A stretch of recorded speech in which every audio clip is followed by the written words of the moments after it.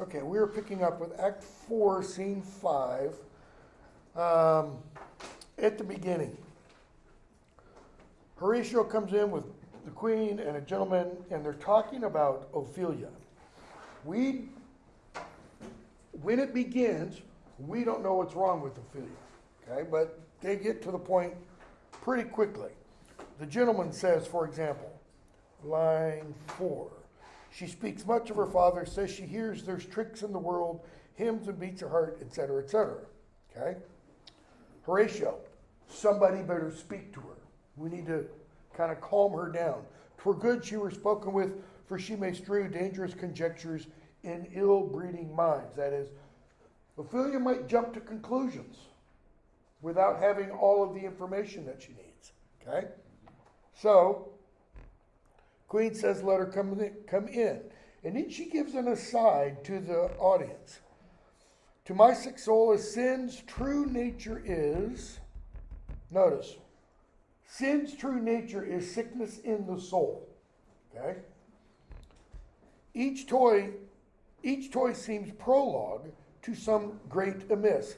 Each toy, each thing that distracts the mind, she says, is merely a preface or an opening, her word prologue, to some bigger, greater catastrophe. Not bigger, greater catastrophe out there, up here. So full of artless jealousy is guilt, it spills itself in fearing to be spilt. Ophelia comes in, and notice we're told, distracted. Okay, so you're an actress, you get that stage direction, you enter distracted. Without saying anything, how do you do that? How do you enter distracted? Looking all around, eyes maybe wide open and such. Where is the beauteous majesty of Denmark? Who is that? Is she talking about the prince? Is she talking about Hamlet? Is she talking about Polonius? Is she talking about dead King Hamlet? It's unclear. When we last saw Ophelia, what did she say? It was her scene just after her talk with Hamlet, where she gets the soliloquy and talks about Hamlet as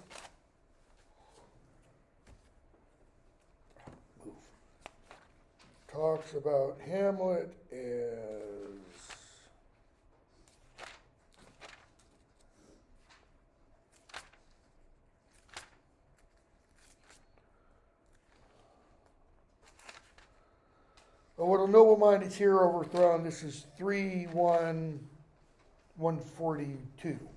The courtier, soldier, scholars, eye, tongue, sword, the expectancy and rose of the fair state, the glass of fashion, and the mold of form, the observed of all observers, quite down, etc., etc. Oh, woe is me, to have seen what I have seen, see what I see.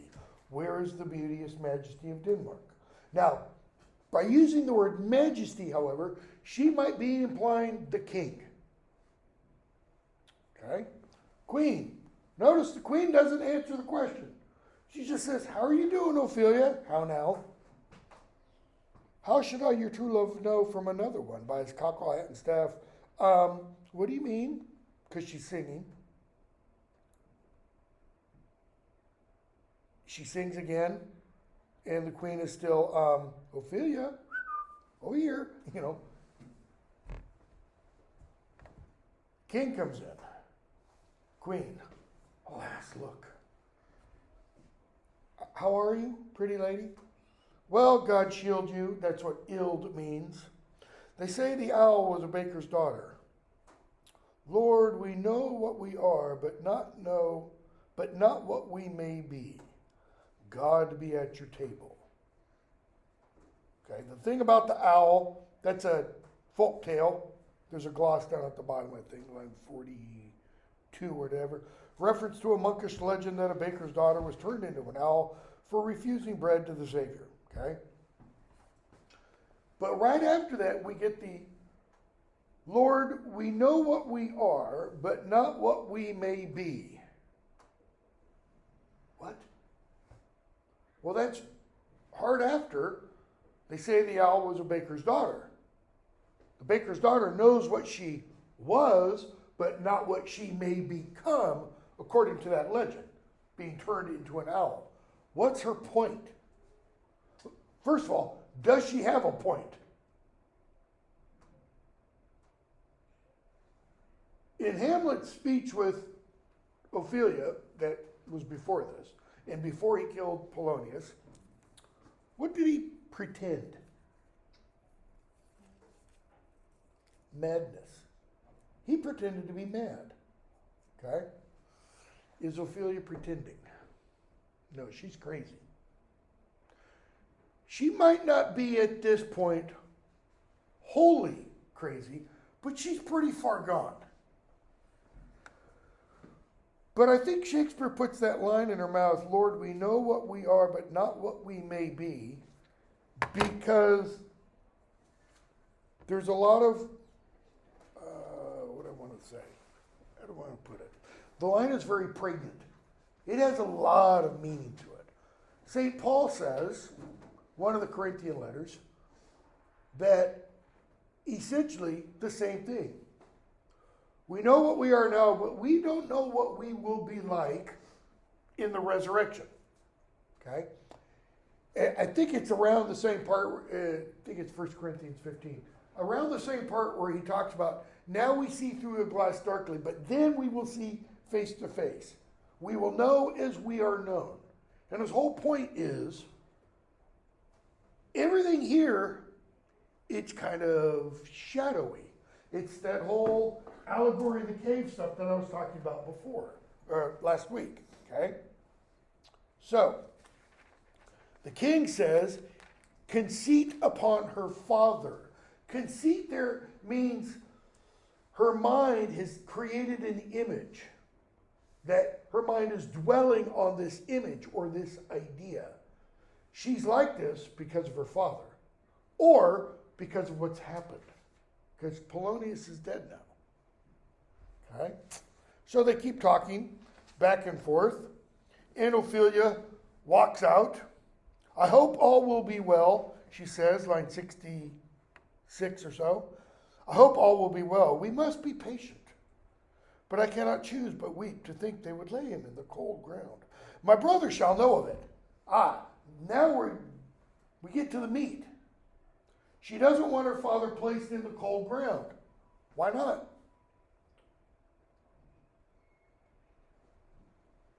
A lot of people have difficulty wrestling with death, with accepting that someone is dead. You put him in the ground, that's pretty conclusive. I got to tell my brother, okay? King, follow her close. This is the poison of deep grief. It springs from her father's death, okay? Oh, Gertrude, Gertrude, when sorrows come, they come not single spies, but in battalions. That's the king's way of saying, it's almost like this is just the beginning. The grief is building, and it is. Why? Nay, not 2 months. And Hamlet's mother remarries his uncle, or marries his uncle. What did he try to do? Claudius's big opening speech. He tried to marry grief with joy, or to bring joy out of grief. Now, surface level, that sounds wonderful. Surface level, that's good advice. It's how he did it and why he did it. Because he began the grief in the first place by killing Hamlet Sr., okay? So, he goes on. First, her father slain. Next, your son gone. Maybe it's not first her father slain. Maybe it's first Hamlet's denied love, or her denied love to Hamlet that causes Hamlet, in her mind, to go crazy. Then her father killed.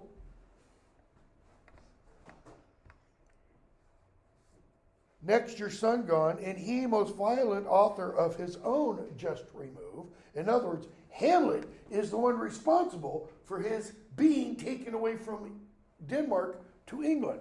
Not true. What's Claudius doing?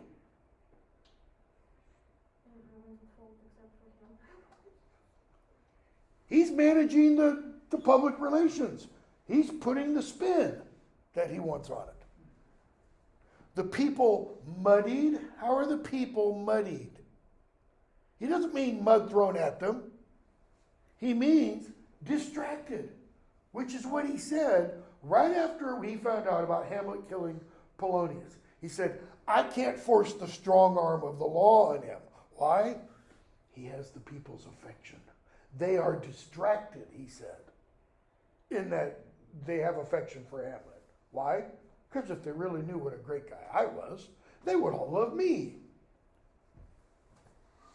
Thick and unwholesome in their thoughts and whispers for good Polonius's death. And that's giving us a little... If this were a novel, we could get all kinds of good background exposition at this point, but we can't.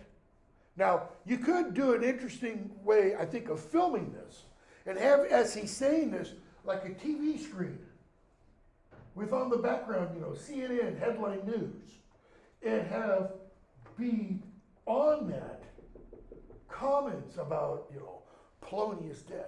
Who's the murderer? Hamlet Jr. proposed. So that you have flash, things coming across the screen, flashing possible solutions or possible answers to that question. Because that's what he's getting at. The people are wondering, who killed Polonius? How'd he die?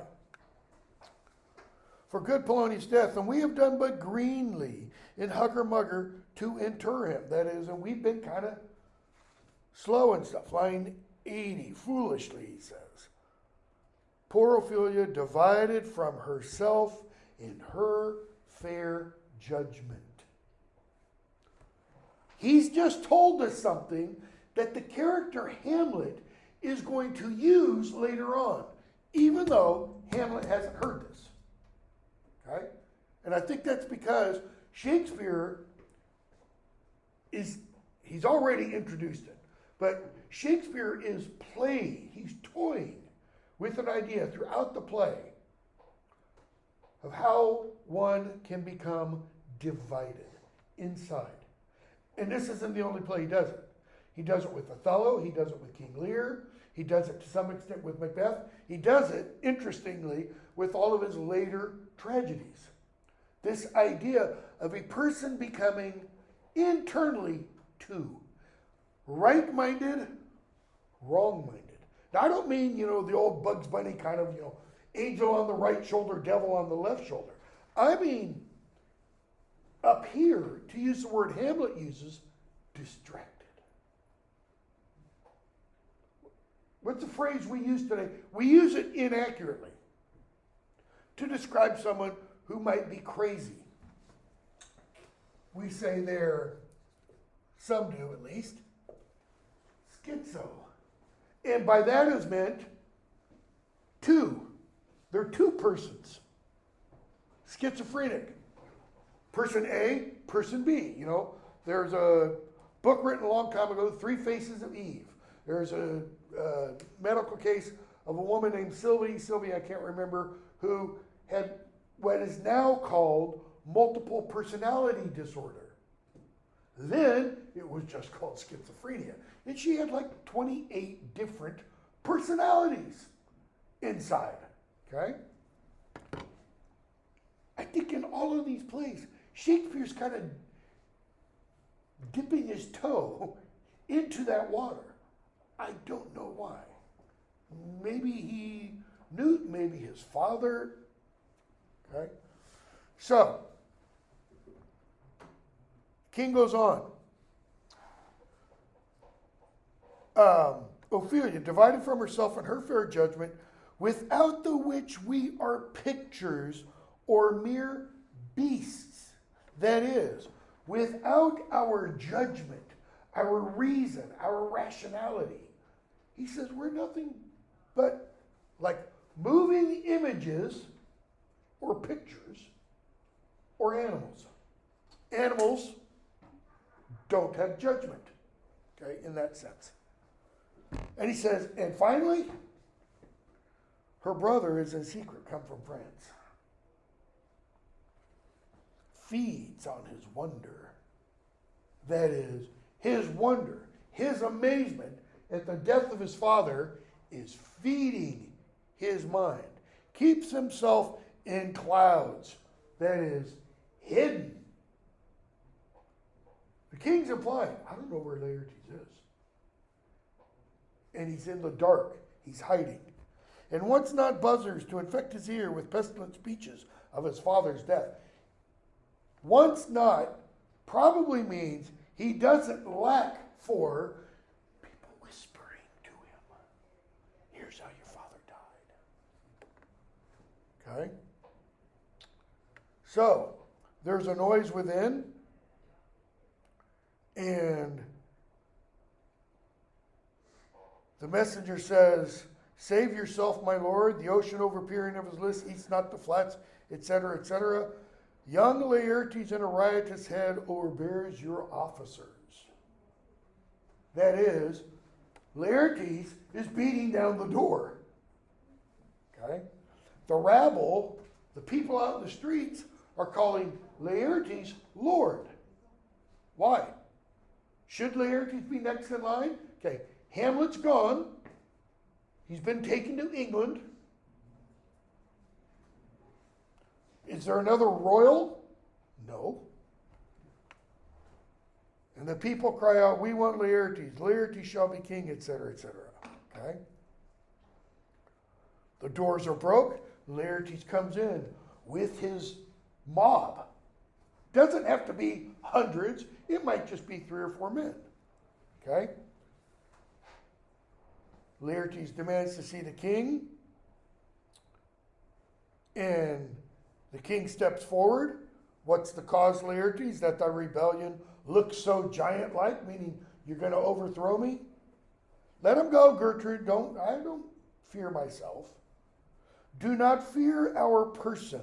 Line 120. There's such divinity doth hedge a king, that treason can but peep to what it would, acts little of his will. There's divinity, he says, that hedges, puts a fence around a king. Another common idea in Shakespeare's plays dealing with kings, especially in his English history plays. Why? Because he's talking about the notion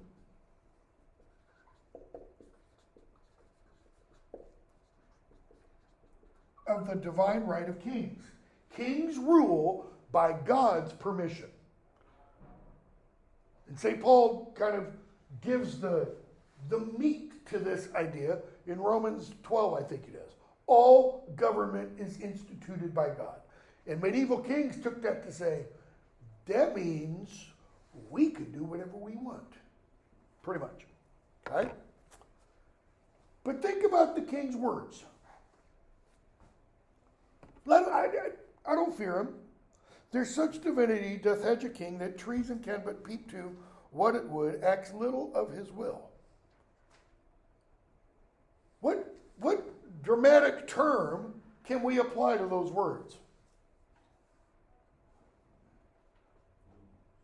It's dramatic irony. How so? How did divinity hedge Hamlet Sr.? How did it put a wall around him to protect him? Not so much. Because Claudius just walked into his garden and poured poison into his ear. So, let him go, Gertrude. Speak, Laertes. Where's my father? Dead. Gertrude, but not by him. Claudius didn't do it. Let him speak.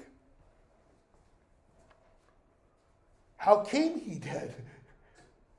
Interesting phrase. Notice he doesn't say, who killed him? I'll not be juggled. Don't play with me. Tell me the truth. To hell allegiance. That is, my allegiance to the crown. If I find out you killed him, I'm coming for you. Vows to the blackest devil. That is, vows to be faithful to his Lord. Conscience and grace. Conscience, that's from within. That's that, inner thing that tells us what is right and what is wrong. And grace is both a Catholic and Protestant, general Christian theological term. It's God's favor on people.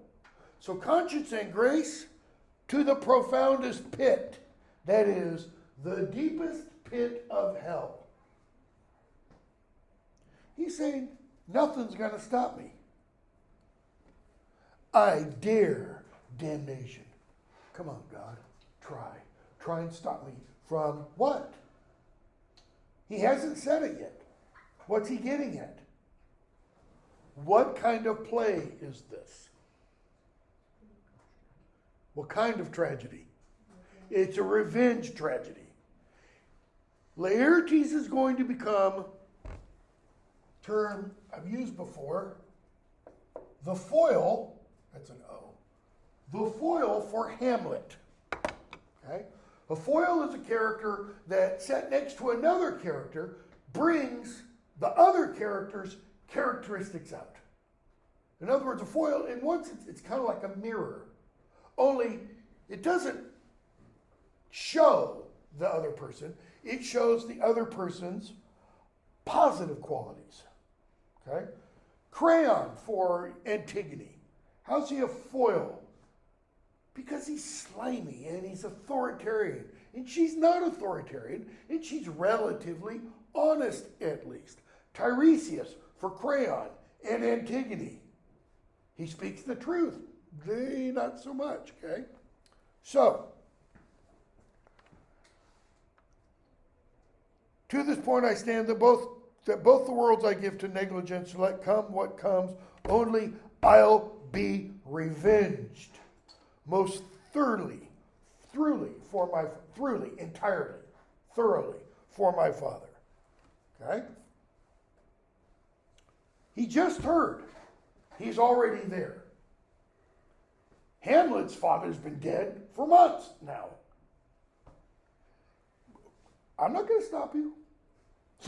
You want vengeance on your father? Here, let me give you the address, Who shall stay you? My will, not all the world's. That is, the only thing that will stop me is my own volition. And for my means, I'll husband them so well they shall. If you want to know the certainty of your father's death, is it written your revenge, that sweepstake you will draw both friend and foe? That is, are you going to kill everybody? Is this going to be a mass slaughter? Or do you want to get the one person? Okay? None but his enemies. Was Hamlet Polonius's enemy? No, he wasn't. King, will you know them then? That is, okay, so do you want to know? Yes. So, calm down. King, you speak like a good child and a true gentleman. A good child. He means a good son. Because in a revenge system, a good son will avenge his father. That I am guiltless of your father's deaths and am most sensibly in grief for it, I'll explain to you. Okay? They hear a noise. We hear, let her come in. Laertes, what's that? And Ophelia comes in, probably kind of skipping or bouncing on her toes and singing this nonsense.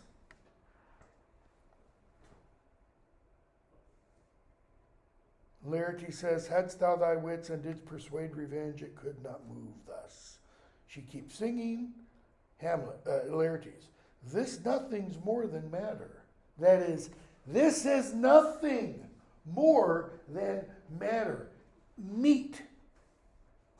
She's singing nonsense. Okay? They go back and forth.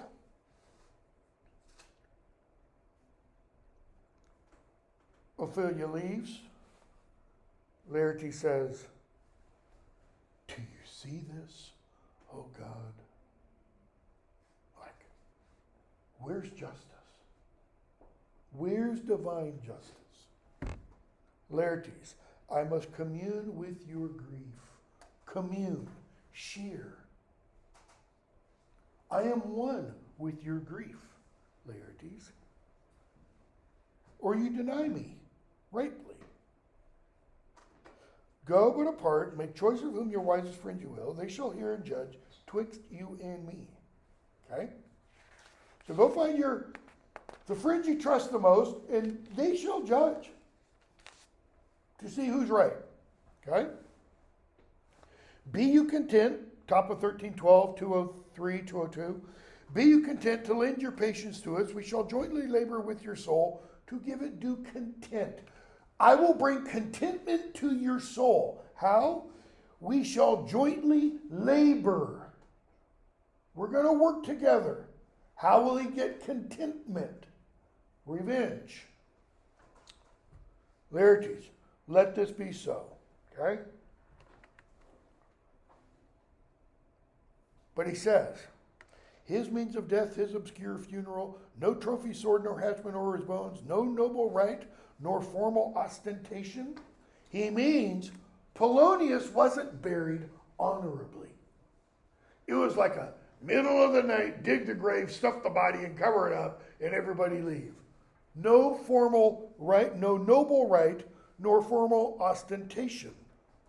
He didn't receive a quote-unquote Christian burial.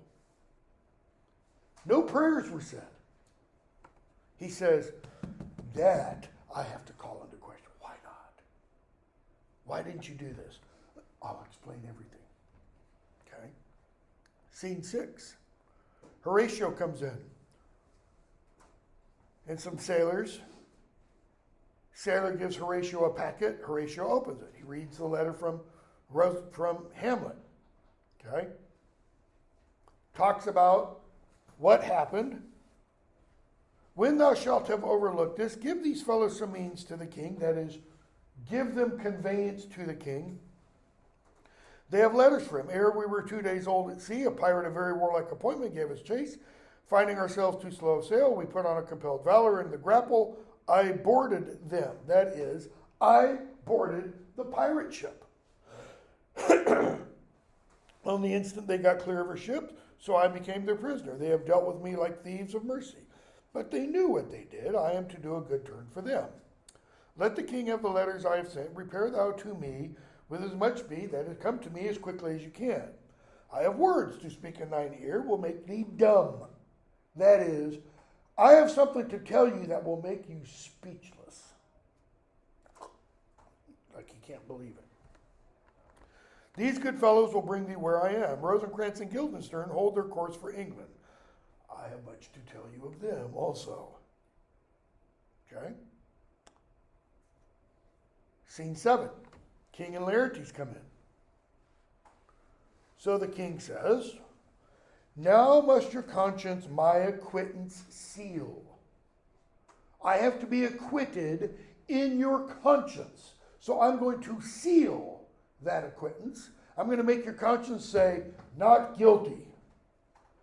"And you must put me in your heart for a friend, since you have heard and with a knowing ear that he which hath your noble father slain pursued my life."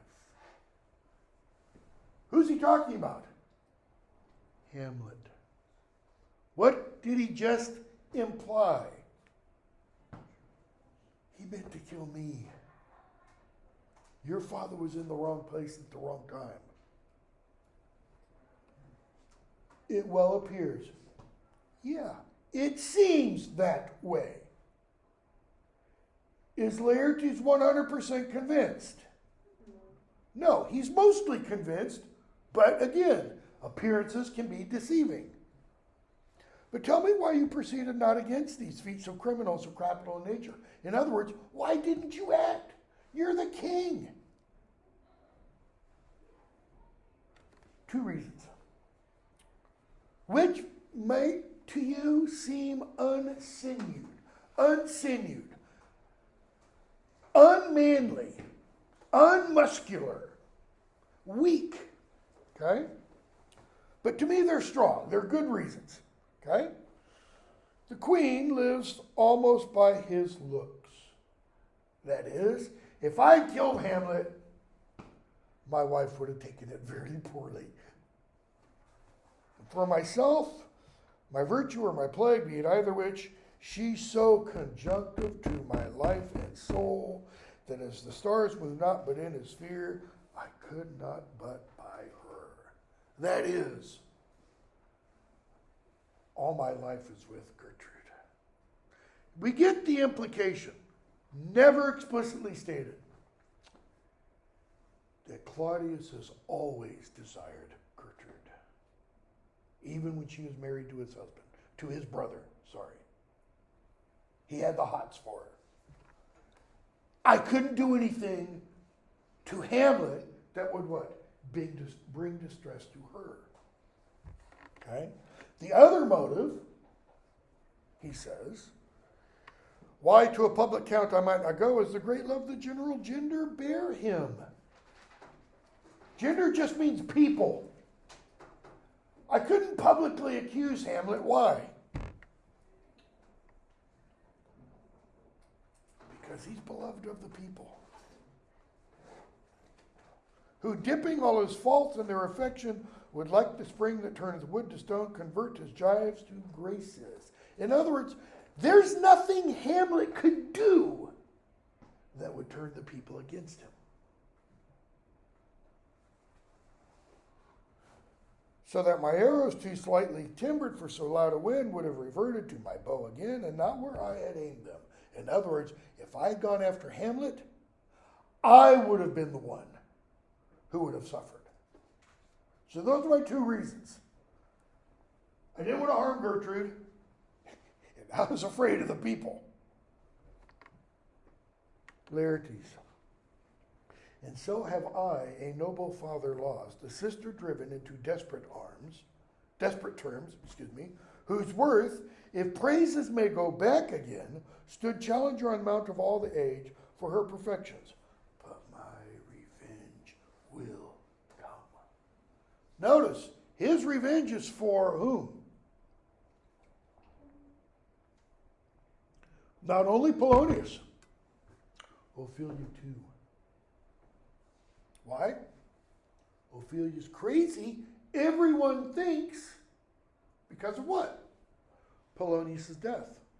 When did her craziness begin? I think it began with Hamlet's speech to her. When he told her twice, I did not love you. So, don't stay awake all night for that. That is, plotting your revenge. That's what break not your sleeps for. He says, you must not think we are made of stuff so flat and dull that we can let our beard be shook with danger and think it pastime. He says, no, I've got an idea. I'll tell it to you shortly. Okay? That will, he says, I hope will teach you to imagine and a messenger comes in. Okay? Letters from Hamlet. Hamlet? Who brought them? Sailors. I didn't see them. They were given me by Claudio, etc. The king says, Laertes, you shall hear what Hamlet says. And Hamlet writes, high and mighty, you shall know I am set naked on your kingdom.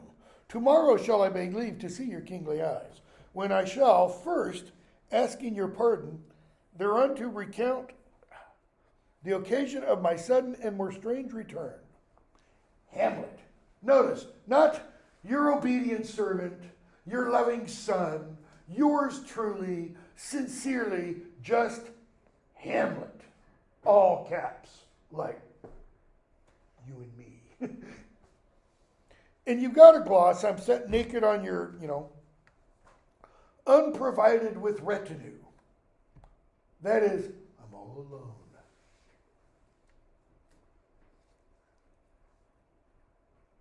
Laertes, is that Hamlet's handwriting? Know you the hand?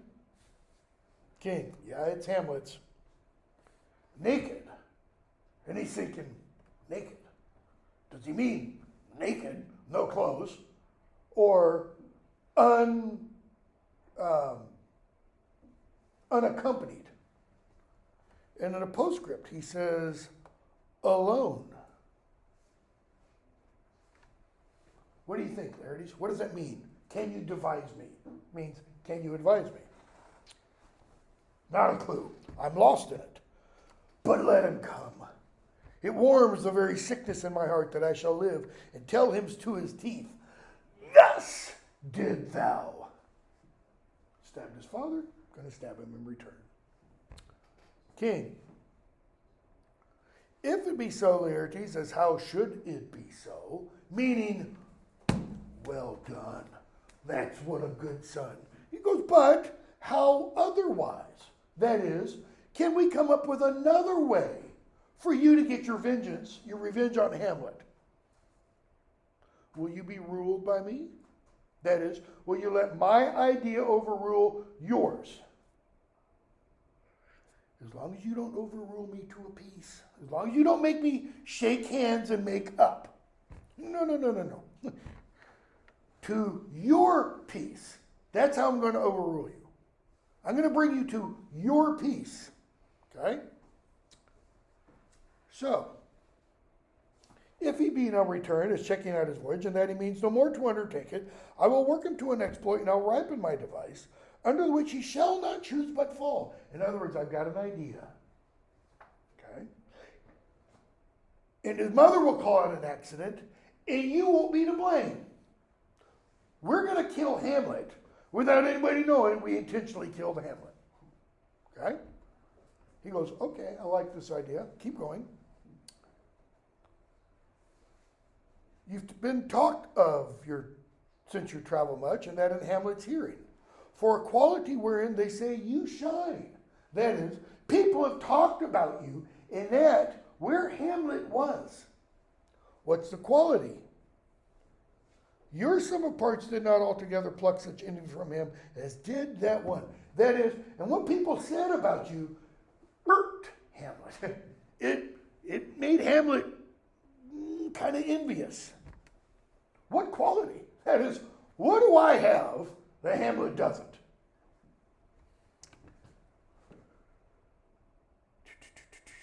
Skip a bunch. They talk about a Norman, and he goes on and says, oh, where is it?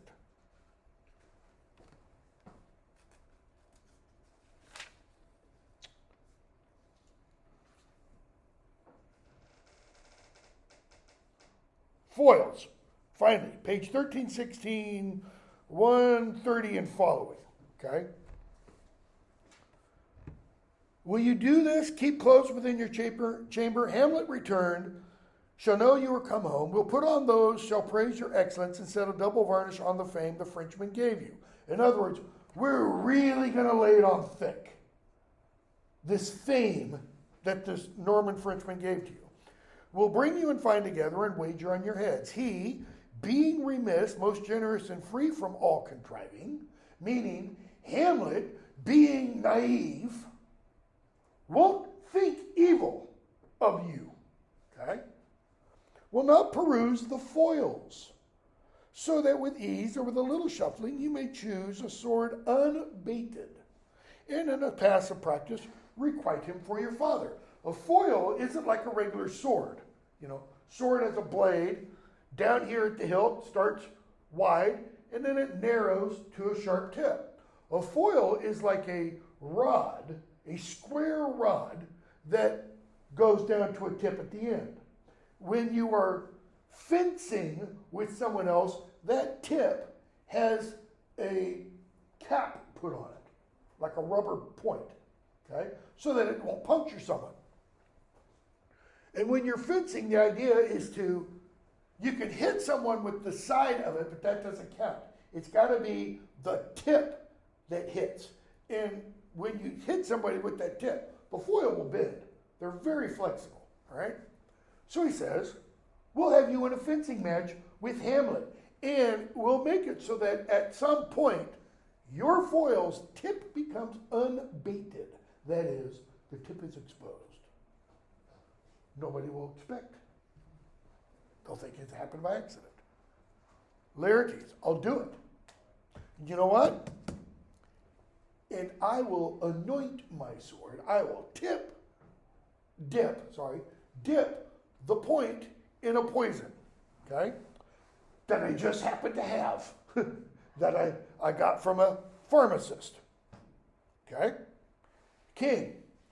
So, you'll kill him, one, just with the tip. Two, with the poison on the tip. If just the tip doesn't work. Three, I'll mix some wine and I'll put poison in the wine for Hamlet. In other words, Hamlet's going to die. Okay, we're going to make sure Hamlet's dead. When in your motion you are hot and dry, he says, I'll have prepared him a chalice for the nonce, whereon but sipping, if he by chance escapes your venomed stuck, he'll drink it and die. Queen comes in. One woe doth tread upon another's heels, so fast they follow. Your sister's drowned here. Notice, no buttering him up. No, would you like to sit down? I've got some bad news. It's just, how? How does she drown? Other than the scientific, she takes too much water into her lungs and cannot breathe anymore. Accidental, intentional. Does the play make it explicitly clear? No, it does not. We're told there's a willow, it grows over a brook. So it's got a branch that goes over a stream. And she was out on the branch over the stream, reaching down, trying to pick flowers, and fell in. There's a very, very famous painting by, I can't remember the painter, 19th century painter. And it's of Ophelia in the stream. She's lying on her back, her gown billowed all out around her with flowers all around her. And she's just gently floating down the stream.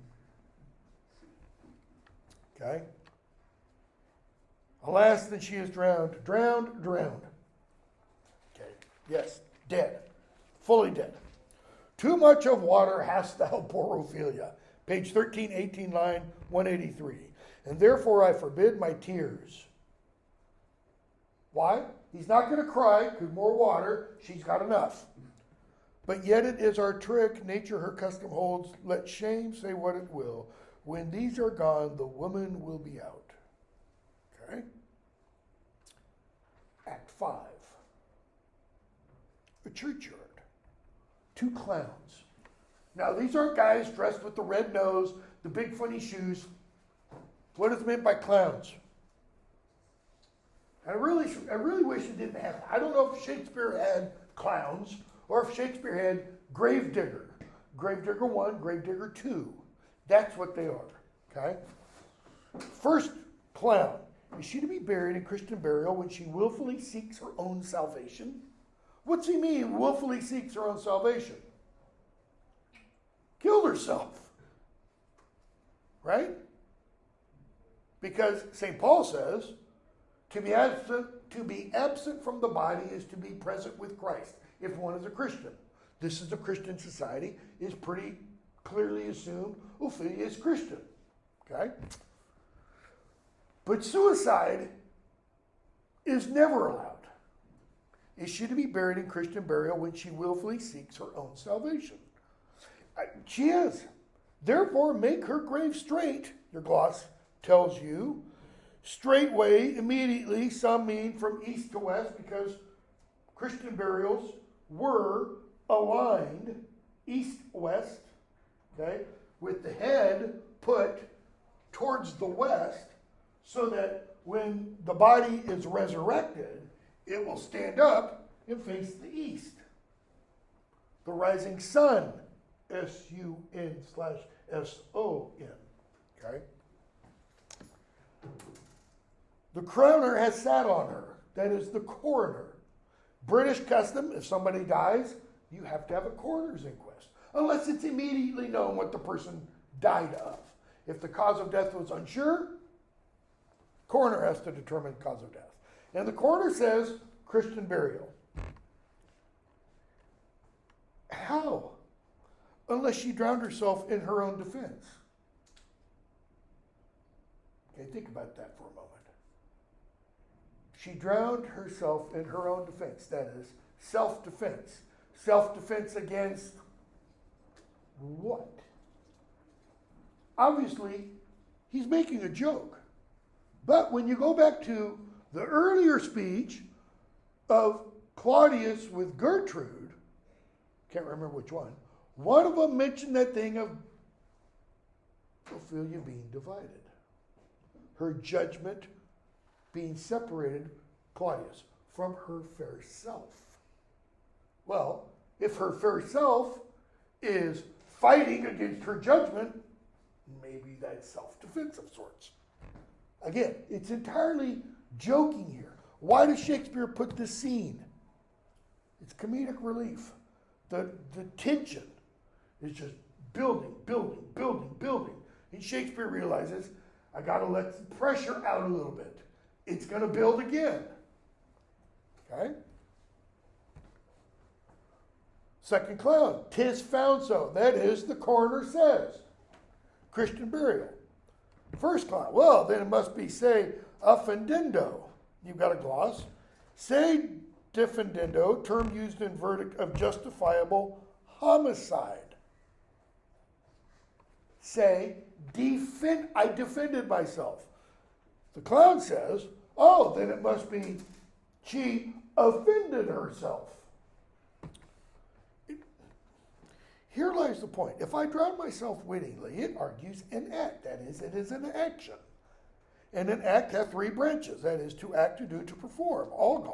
Argal, therefore, ergo. Notice he's using all kind of malapropisms. He doesn't know what he's really saying. She drowned herself wittingly, knowingly. Shut up. Dig. But hold on. Okay? And they go back and forth. And I'm going to skip a bunch of the rest. Hamlet comes in with Horatio. So the first clown is down in the grave. He's digging. And he sings this song. And Hamlet comes up closer. Has this fellow no feeling of his business that sings at grave making? Come on. You should show a little concern. Show a little respect for the dead, or the dead you're about to bury. Horatio, custom hath made it in him a property of easiness. Custom. He's dug so many graves. He's what? What's the term we use to someone who has seen so much violence it no longer registers? Desensitized. Hamlet, you're right. First clown throws up a skull. Why?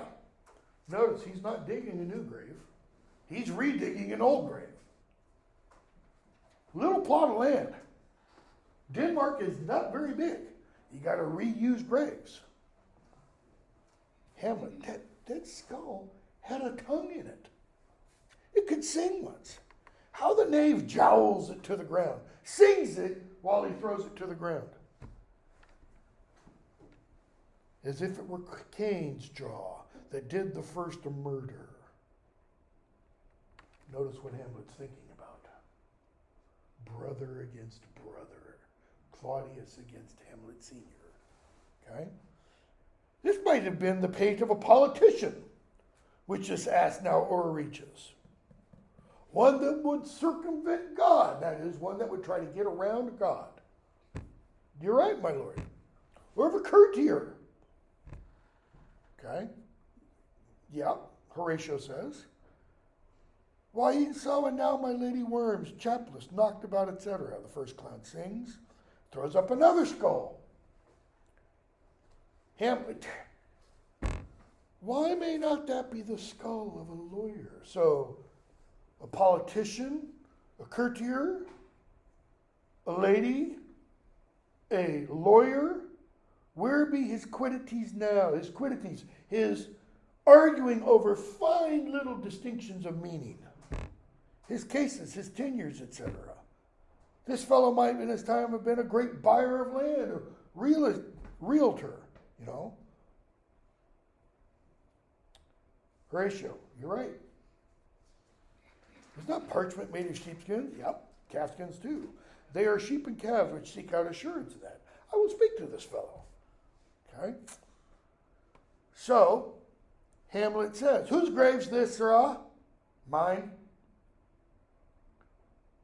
I think it be thine indeed, for thou liest in it.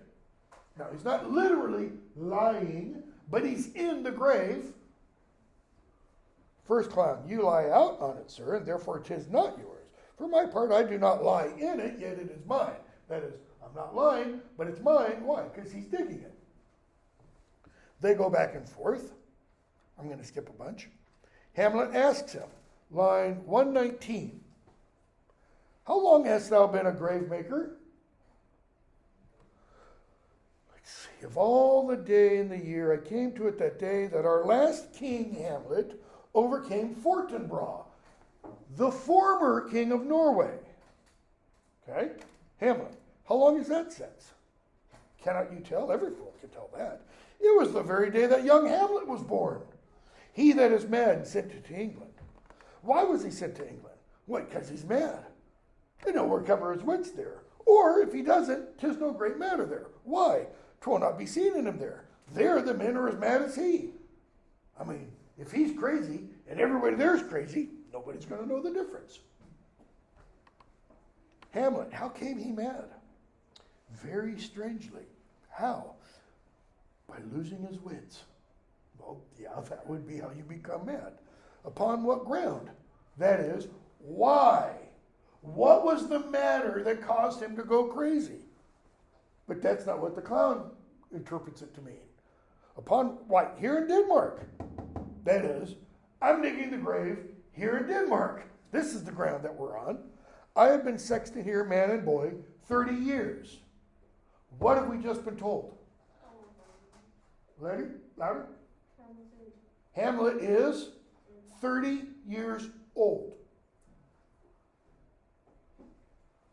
Up until this point, does Hamlet, do you imagine Hamlet was 30 years old? How old did you think he was? Mid-20s? Usually it's kind of late teens to early to mid-20s. He's a university student. Unless you're getting a PhD, you're not 30. What else? What's he spend his days doing? Seemingly nothing. Why? Future king. So if Hamlet's 30, how old was Ophelia? Was she also 30? I don't think so. Okay. How old's Horatio? University student age. Rosencrantz and Guildenstern are probably Hamlet's age, but I don't think Horatio is. Okay? So Hamlet asks, how long will a man lie in the earth ere he rot? Let's see. If he's not rotten before he dies, that is, filled with some kind of disease, but Shakespeare's also playing at the idea of sin. 8 or 9 years. Okay? Tanner will last you longer than that. Why? Because a tanner works around chemicals that makes the skin leathery. So it takes longer for it to, okay? And so the first clown says, here's a skull that hath lain on the earth for 23 years. Hamlet, whose is it? And the clown says, was Yorick's skull, the king's jester. Now Hamlet's gonna take off on Yorick's skull. He's gonna deliver a riff on it. We're gonna talk about that on Friday. Hamlet, let me see that. And he holds it. And he says a line that is always misquoted. It's like the very famous passage from Casablanca, where Humphrey Bogart's character says to the black guy playing the piano, play it again. He doesn't say, play it again, Sam. It's just play it again. Hamlet doesn't say, alas, poor Yorick, I knew him well. He just says, alas, poor Yorick. And I knew him, Horatio. Okay? Why? What's his import? Yorick's been in the grave for 23 years. Hamlet was 7. And he talks about riding around on his back. And Yorick playing with him and telling him jokes. Court jester, clown. Think Robin Williams, back in his heyday. Who wouldn't want to be a 7-year-old to be around Robin Williams, let's assume for a moment, when he was clean, after he got off drugs and everything, and he's just, going all the big blue guy, the genie in Aladdin, just riffing. Everybody would want that. That's what Yorick did for Hamlet. All right? Okay, we will stop there. I won't put a quiz up over 4 and 5 until we finish Hamlet. We don't have class, remember, on Wednesday because my wife's having surgery and I need to stay